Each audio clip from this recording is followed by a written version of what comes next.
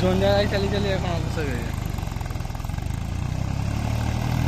ফালটা বেশি নামিয়ে দিয়েছে বলো।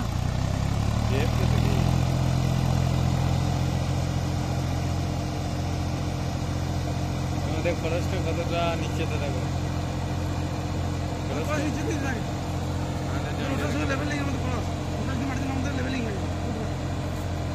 আর আমাদের খরচ উপরে। হ্যাঁ এটাও ছোট জায়গা, চৈতন্য একটা 3টা